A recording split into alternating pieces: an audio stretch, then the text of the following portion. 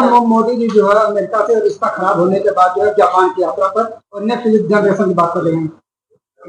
देखिए, हम आपसे कहना चाहते हैं और आपके माध्यम से, आपके चैनल से कहना चाहते हैं और आपके चैनल के माध्यम से भारत की जनता से कहना चाहते हैं कि मोदी जी ने जब धमकी दी थी कि टैरिफ लगा देंगे, तो उसको बहुत हल्के में लिया गया। हमारे देश की मीडिया ने, अभी लागू नहीं हुआ था, धमकी थी 25% की, तो बस एक मिशन चला दिया। परिणाम यह हुआ कि 25% पहले कहा, फिर 24 घंटे के बाद उसको 50% कर दिया।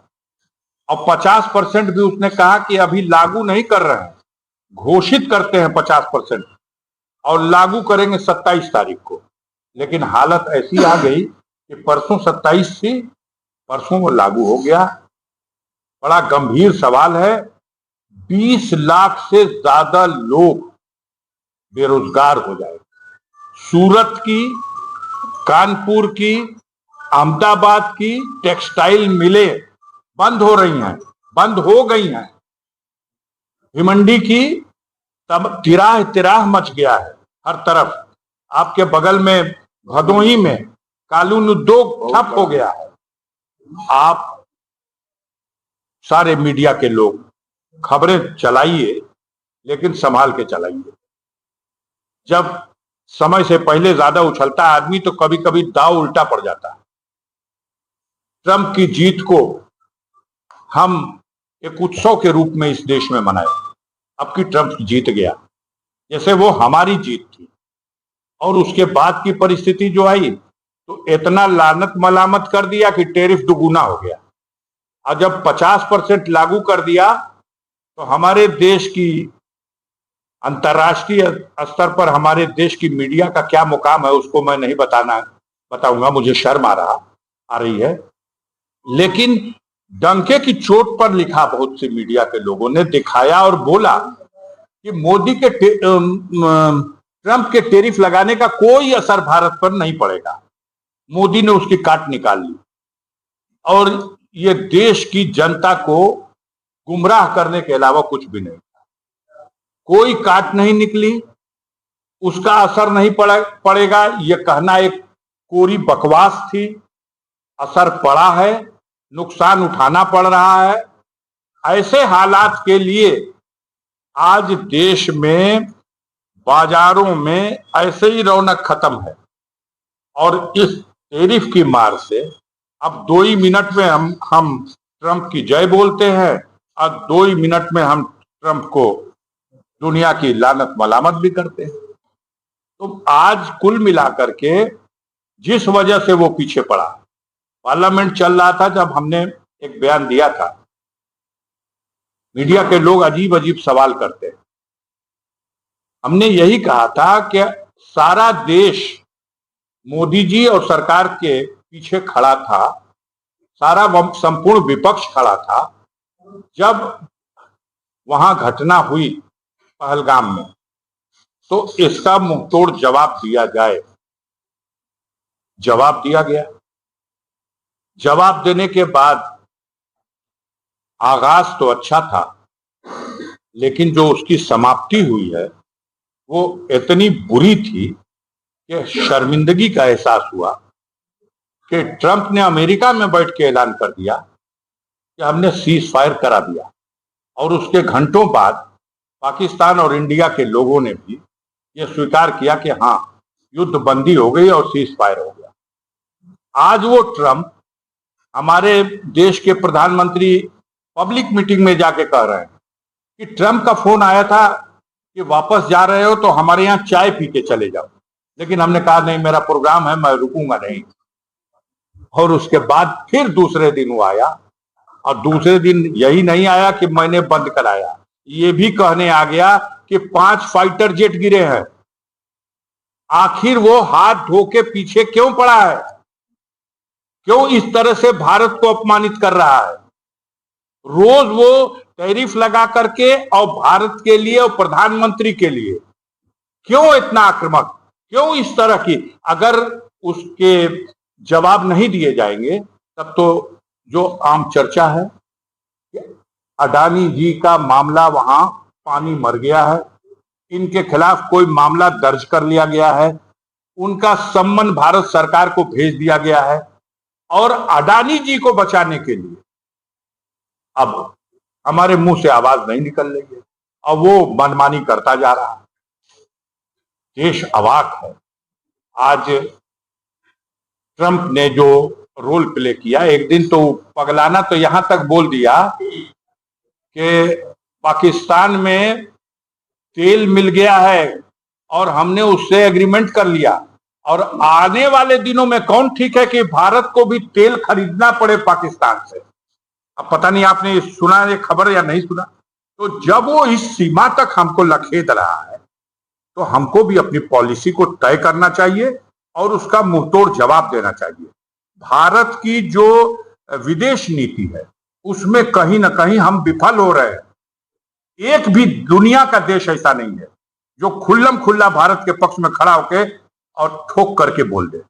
इसराइल और ईरान के सवाल पर भी हमारी नीति ऐसी है कि हम वैसे तो शो करते हैं, हमारी मीडिया खबरें चलाती है कि हम इसराइल का समर्थन कर रहे हैं।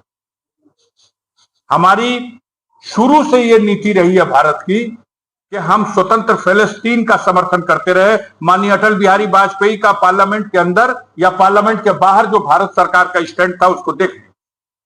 लेकिन आज हमारी यह नीति है कि अखबारों में खबर छपवाएंगे इसराइल के समर्थन की और जब वोट डालना होगा यूएनओ में तो इसराइल के समर्थन में वोट नहीं डालेंगे, हम वॉकआउट कर जाएंगे। हमने वॉकआउट किया है भारत ने, पता कर लीजिए। तो ना हम ईरान के रहे और ना हम इजराइल के रहे और बाकी दुनिया में श्रीलंका हो, बांग्लादेश हो, नेपाल हो, भूटान हो, इकन्नी दुअन्नी अठन्नी जितने भी छोटे बड़े देश हैं, कोई भी खुल्लम खुल्ला भारत के साथ कोई बात करने का। अब रूस से भी हम बतियाते हैं, दूगाल तेल उनका ले रहे हैं। सबसे इंपॉर्टेंट बात है, सुनिए, दिखाइएगा या मत दिखाइएगा, ट्रंप के टैरिफ से भारत की जनता के पेट पर लात पड़ी और रूस से जो तेल खरीदा जा रहा उसका लाभ अडानी और अंबानी के खाते में जा रहा। वो भारत सरकार को उसका लाभ नहीं मिल रहा, भारत की जनता को उसका लाभ नहीं मिल रहा। हम सस्ता तेल अडानी और अंबानी को दिला रहे हैं। विषय यहां आकर के खड़ा है। इसलिए इस गंभीर विषय पर हमारे मीडिया के भाई बड़ी जल्दी से, आज हम जापान गए हैं, कल हम मुल्तान गए हैं, दौड़िए। सांसद जी, अभी जैसे सपा और कांग्रेस का गठबंधन है, लेकिन जो आने वाले एमएलसी चुनाव है, दोनों अलग अलग चुनाव लड़ रहे हैं। आने वाला कौन चुनाव? एमएलसी कहाँ एमएलसी? खूब पर्चा भरे।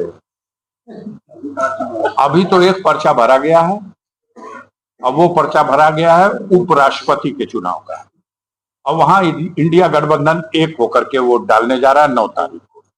इतना तो हमको मालूम है, बाकी अभी खबर है नहीं। आप लोग जन्म दे रहे हैं तो उस पर सवाल आप ही करिए, जवाब आप ही के पास है, हम क्या दें। आज तो एक ही पर्चा भरा। टीएमसी सांसद महुआ मोइत्रा ने जो ये घोषणा किया है कि अमित शाह का सर जो टेबल पर काट रखना चाहिए। क्या है, सारे लोगों के अपने वक्तव्य होते हैं, किस प्रसंग में क्या कहा जाता है, कितनी झूठी कितनी सच्ची खबरें, उसमें सब में टीका टिप्पणी करना मुनासिब नहीं। बिहार इन दिनों चर्चा भी है, बिहार तो चर्चा भी है, बिहार चर्चे में है, खतरनाक चर्चा। वहां इंडिया का सफाया होने जा रहा है। हार नहीं होगी, ऐसी हार होगी कि आह करके कमर पकड़ के बैठ जाएगी। ये नहीं है कुछ सफाया, ये बिहारी जगह है बहुत दिन के बाद, और देश में बदलाव की क्रांति बिहार की धरती से शुरू होने जा रही है। जबरदस्त एकजुटता है, हर समाज वर्ग के लोग ये मन बना लिए कि ये जो ठगने वाले लोग हैं इन लोगों से मुक्ति पाई जाए। और अजीब है, बिहार के नक्शे पर हमारे माननीय ओम प्रकाश जी आज बिहार की ड्यूटी पे गए हुए हैं। हम लोग भी डाणे पे हैं, गंगा के उस पार बिहार है, गंगा के इस पार गाजीपुर है। तो जो खबरें मिल रही हैं, मैं गया भी था 2 दिन 3 दिन वहां रह के आया, मुझे तो लगता है कि बहुत ही बुरी तरह हार जाएंगे लोग। जो वर्तमान मुख्यमंत्री हैं वो प्रशांत किशोर की जो नई पार्टी अस्तित्व में आई है उसको जो सदस्यों के विनिंग गिनती होगी उससे भी कम होंगे, ये आप मिला लीजिएगा। जो प्रशांत किशोर की जन स्वराज पार्टी की गिनती होगी और जो नीतीश कुमार के पार्टी की जदयू की जो गिनती होगी, मिला लीजिएगा, यहां आ गए। बिहार में नीतीश कुमार ने घोषणा किया प्रत्येक परिवार की एक महिला को 10,000 रुपए का लाभ दिया जाएगा। अब दिया जाए, क्या ये चुनावी समय बीत गया। अब कितनों लॉलीपॉप खिलाइए, इस बार बिहारी जग गया है। और एक बिहारी 10 पर भारी। ये लोग जाके कितनों सब्ज बाग दिखाएं, उनको गुजराती मॉडल पसंद नहीं है। उनका कहना है कानून व्यवस्था बिल्कुल ध्वस्त हो चुकी है, जंगल राज स्थापित है। बिहार की जनता का मानना है कि बिहार ही वो प्रांत है जहां गुजरात के ठेकेदारों ने जितने पुल बनाए 21 पुल तो गिर गए। अब बताइए विकास हो रहा है या मजाक हो रहा है? ठेकेदारों की कमाई का साधन बना हुआ है और अब पूरे भारत में बेचैनी बहुत बढ़ गई है। आप उत्तर प्रदेश के ग्राफ में देख लीजिए, कल ही मैं देख रहा था, अब तो सब सर्वे शुरू हो गया। आज की डेट में अगर सब मान के चल रहा कि चुनाव करा दिया जाए तो उत्तर प्रदेश में बम्पर बहुमत के साथ माननीय अखिलेश यादव के नेतृत्व में समाजवादी पार्टी के और इंडिया गठबंधन की सरकार बनने की पूरी संभावना है। त्राह त्राह मचा हुआ है।